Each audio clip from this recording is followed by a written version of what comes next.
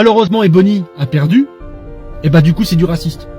Du coup, c'est pas normal que ça soit Marine Blanche qui gagne. Et le truc, c'est que Marine, elle est en train d'en prendre plein la gueule. On l'a... Ebony n'a pas gagné, quel scandale, et vous entendez les voix qui s'élèvent. Eh bien, nous sommes dans l'époque wokiste, comme je vous l'ai expliqué, de la discrimination positive, où, parce qu'on est supposé donc défavoriser, la pauvre Ebony, elle est noire, alors, eh bien, si une personne de couleur blanche donc gagne, eh bien, c'est injuste et qu'on, voilà. Mais vous voyez, c'est l'époque, c'est la société, comme je... Du coup, c'est pas normal que ça soit Marine Blanche qui gagne. Et le truc, c'est que Marine, elle est en train d'en prendre plein la gueule. On la traite de sale blanche. Je vous l'ai dit, et je tiens à alerter votre attention sur deux prénoms très intéressants. Ebony, vous savez ce que ça veut dire en anglais? En américain, ça veut dire noir. Déjà, pour s'appeler comme ça, je sais pas qui a choisi ce nom, si c'est elle qui s'auto-proclame Ebony, enfin, si c'est son nom d'artiste, ou si c'est la Star Academy qui a voulu faire sensation.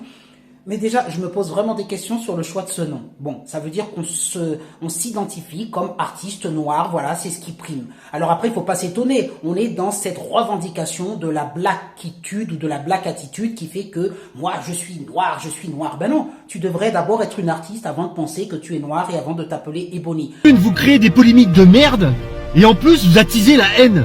Moi, ça me viendrait vraiment pas à l'idée de prendre un pseudo qui me, entre guillemets, me caractérise comme noir. Bon, ensuite, vous avez Marine. Alors, Marine, c'est intéressant parce que ça fait forcément penser à Marine Le Pen, un prénom bien français.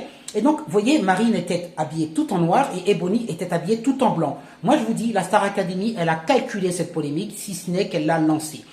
Alors qu'elle était invitée avec Ebony ce lundi soir sur le plateau de Quotidien sur TMC, la fin de l'émission s'est très mal terminée pour Marine. Effectivement, Yann Barthès a conclu son émission Quotidien en ne félicitant qu'Ebony et en oubliant complètement le prénom de Marine, qui a pourtant gagné l'émission.